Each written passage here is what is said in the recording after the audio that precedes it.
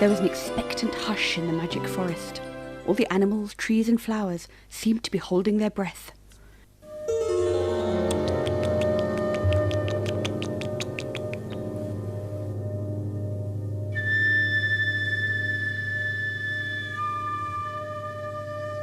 If anyone dared to say anything at all, then it was whispered really softly.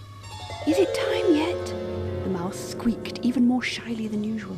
"Shh!" the old tree commanded in an imposing voice. "Shall I go and have a look?" asked the squirrel. "No, don't, Bushy," the turtle replied. "You will make way too much noise rustling in the leaves. We must be patient." But to remain patient was difficult for the animals. Restless, the squirrel kept jumping up and down. "Well, if you think I make too much noise, perhaps the bird could go and have a look. He really is very quiet," he begged. Of course, the old tree would never have admitted to anyone how curious he was himself. He had, in fact, actually been toying with this very idea himself. "You youngsters just can't wait, can you?" he grumbled. "Well, all right then. The bird shall go and have a look." Relieved that he had something to do at last, the bird took off and flew away. The animals who were left behind became more and more nervous. You could almost feel the tension in the air. Suddenly there was a loud cheer. "Hooray! Hooray!" could be heard all across the forest. "Hooray! It's here! It's here!" The bird was fluttering excitedly above the trees. That was the end of the silence in the forest. Everyone was chattering at the same time. "What does it look like? Has it already got a name? Can we visit it?" "Just go on over," said the old tree. "Give it my regards and tell it I'm waiting for its visit." Full of expectations, the animals ran and jumped and hopped away.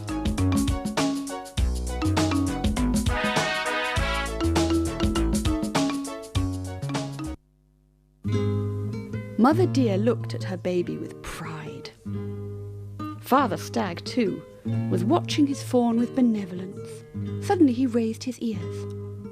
"I think we're going to have visitors," he said.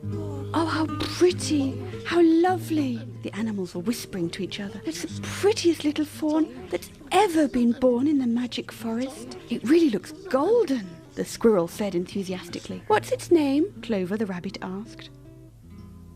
"We don't know yet," said the father. "We haven't had time to think of a name." "But Bushy's just found it," said the mother deer. Bushy was surprised. "I have? I've given it a name?" he asked, full of amazement. "Yes," Mother Deer laughed. "Didn't you say the little fawn looks golden? So Goldie is the right name for my daughter." "Goldie, what a nice name," Bushy said happily. He had found the name for the new deer baby. Now that, in Bushy's eyes, was a commitment. Bushy swore to himself he would look after Goldie always and everywhere, and that he would never leave her alone.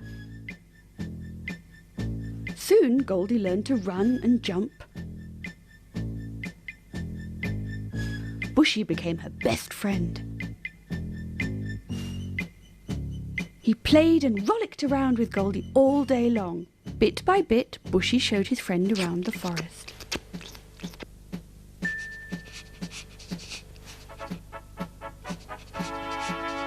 He proudly introduced her to all the other animals, and they really enjoyed all the visits by the two friends. The animals took Goldie more and more into their hearts every day because she was always friendly and cheerful. And when the two friends had rollicked around enough, they went to see the old trees. They lay down beneath the branches and listened to the trees' stories. The trees had been living in the forest for a very long time, even longer than the old turtle, and so they could talk about times when there were still buffalo and wild bears roaming freely, and a human being was rarely seen in these parts. These days, however, the trees taught Goldie, one should be very wary of human beings, as they would swarm into the forest, especially on a Sunday afternoon, and disturb the peace and quiet of the animals. And sometimes, the trees warned, hunters would come into the forest and shoot or even kill animals with their guns. As Goldie had never seen a human being before, she didn't really believe these stories. But even without human beings, the forest could be a dangerous place, as Goldie found out rather quickly.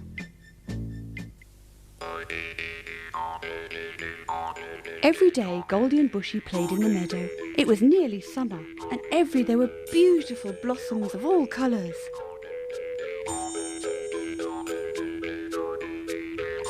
Goldie was watching the bees as they were busily collecting pollen. She found one of the bees particularly pretty and tried to nudge it with her nose again and again. The bee enjoyed this very much and played tag with Goldie. "Watch out!" Bushy shouted, but it was too late. Goldie had fallen into the pond and was thrashing wildly with her legs. "The water's not so deep," Bushy shouted. "You can stand up." And indeed, when Goldie stopped kicking around, she noticed her legs were on solid ground. She quickly jumped out of the pond. Bushy laughed so hard his stomach hurt, and the bee was also giggling away. "Stop laughing, you two. That could have happened to you just as well." "Not to me," the bee said cheerfully. "And I always look where I'm going," Bushy said, full of self-confidence. Goldie pouted, but not for long, because the day was just too pretty to sulk.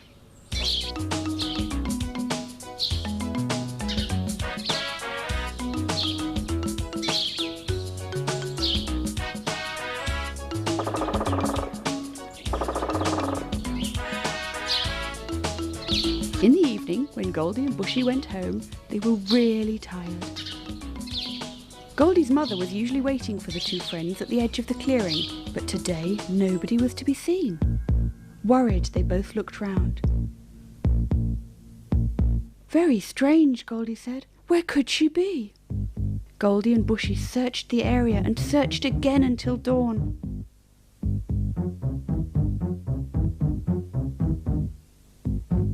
They asked all the animals whether they'd seen Goldie's mother, but nobody knew anything.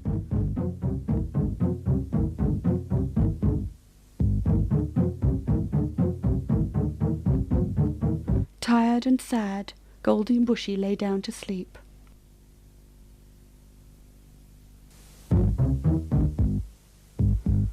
The next morning they started the search all over again.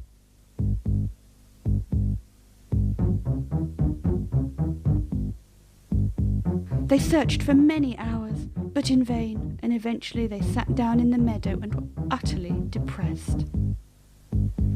"What's the matter with you?" they suddenly heard a voice. "Can I help you with anything?" It was Clover, looking for his tea. "Oh, Clover," Goldie wailed, "my mother's disappeared and nobody's seen her. We've already asked all the animals in the forest." "Oh dear," Clover was terrified. "That sounds bad, but I thought it was something like that."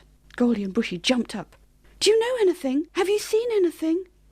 "I hope I'm wrong, but I'm afraid I'm right," Clover said. "Yesterday at about lunchtime, I was hopping around the meadow over there with my children, and I came really close to your clearing, and suddenly it went dark, but it wasn't the sun setting. Huge shadows were falling onto the grass." Clover became very quiet. "It was humans." "Humans?" Goldie shouted, horrified. "Did they have guns? Did they kill my mother?" "I don't know. As soon as we noticed them, we ran off quickly. But I didn't hear any shots." "And then what happened afterwards?" "I don't know," Clover replied sadly.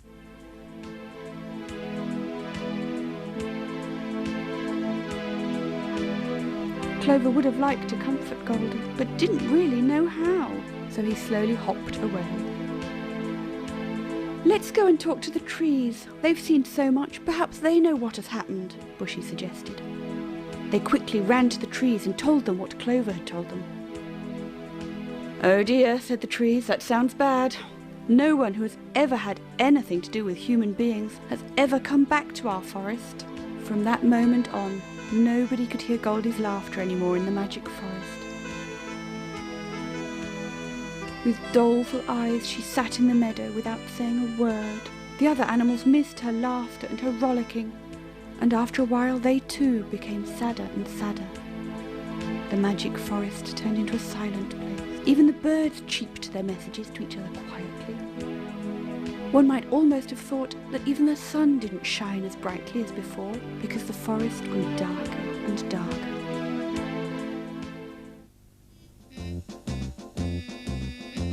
One day, an old wandering bear came into the magic forest on his travels. Astonished, he looked around. Was this really the same forest he'd known as a young cub? In those days, it had been quite bright here, and everyone had seemed so happy.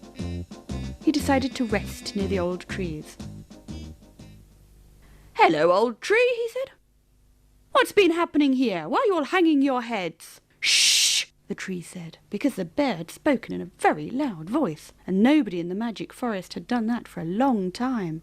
Bear was amazed. "If you're not allowed to speak up any more, then you're in a bad way indeed. Now tell me, there's always a way in which people can help." "Not in this case," answered the tree. "Listen, many months ago we were all still happy and were having a lot of fun, but then something terrible happened."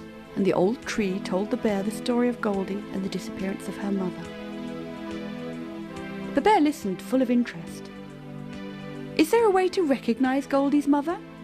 he asked. "Yes, Goldie's mother has a white patch on her right front leg. That is something very special." "Well, in that case, I've seen Goldie's mother," claimed the bear. "You've seen her? She's alive?" the tree exclaimed. "She's alive!" The bird sitting on the branch of the old tree had heard everything and cheeped loudly. "She's alive!" He rose up into the air and repeated, "She's alive!" Startled, the animals looked up. "Have you heard? The bird said she's alive." They were whispering because they didn't dare talk too loudly yet. But there were so many of them whispering, and the whisper became noisier and noisier, and eventually the entire magic forest was rustling. "She's alive! Goldie's mother is alive!" Goldie, who was still sitting sadly in the meadow, heard this as well. "She's alive!" She looked up with disbelief. "The bear has seen your mother! She's alive!" the bird shouted excitedly. Goldie jumped up. "Where's the bear?" "By the old trees," the bird replied. And at long last, after all this time, Goldie ran away with long strides. "Stop! Slow down!" Bushy shouted and hopped after her.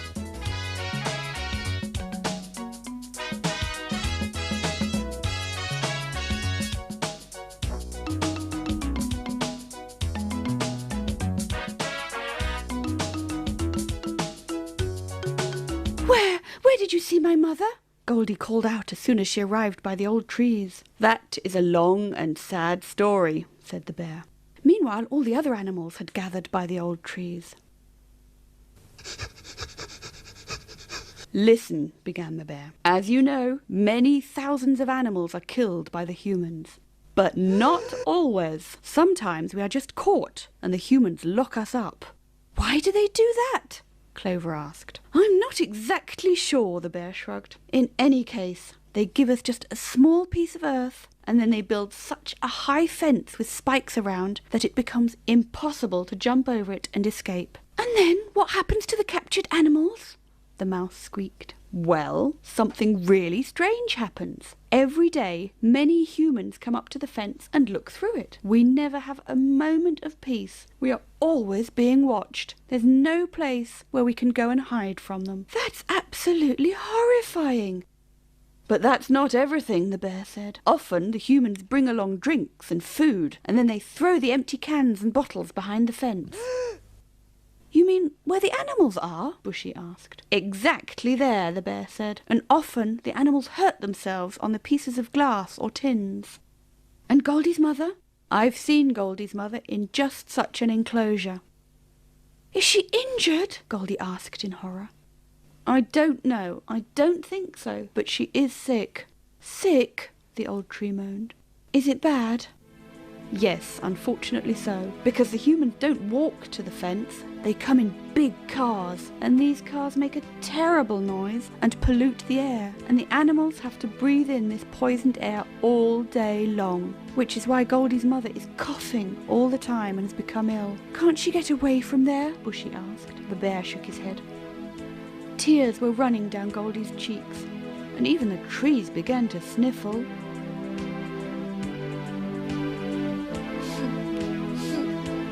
"Oh, come on, that's impossible," Clover said brashly. "There has to be a way to free the animals. It's just not been tried before."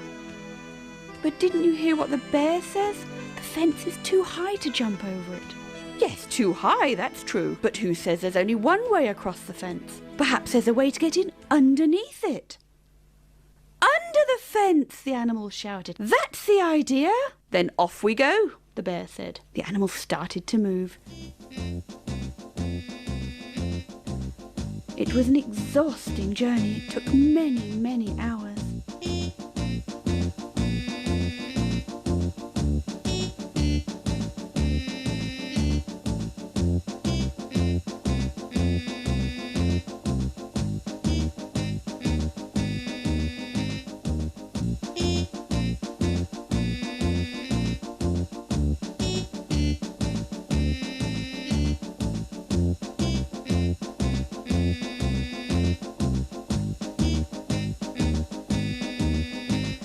At last they saw the fence.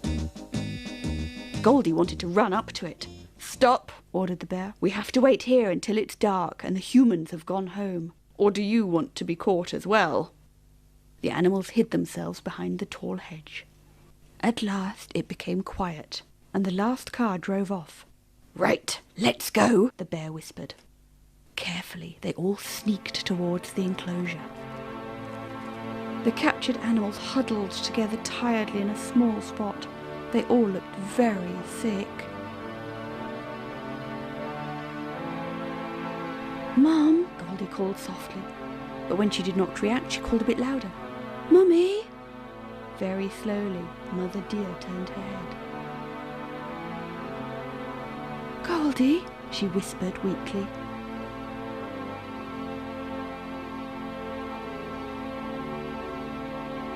All the animals were quiet with emotion. Clover was the first to regain his composure. "I'm as glad as you are," he said, breathing deeply, "but we must get to work now." "We want to free all of you," Clover said proudly, "and we also know how to do it." All of a sudden, the animals had all disappeared.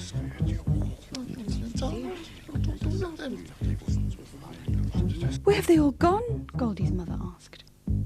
"Can't you hear them?" Goldie replied. Mother Deer raised her ears, and then she could hear it herself. There was a nibbling and scratching everywhere.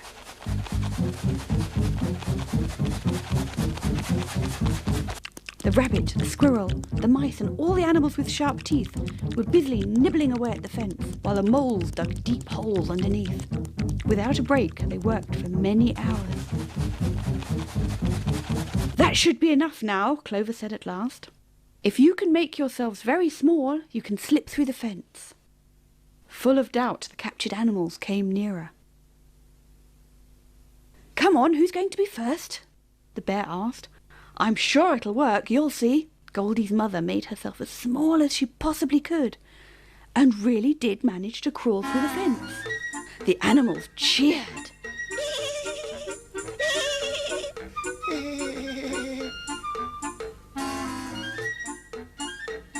"Hush, hush," Clover said. "We can celebrate later. But first of all, the others have got to get out of there as well." While Goldie and her mother were cuddling each other, the other captured animals made their escape through the fence.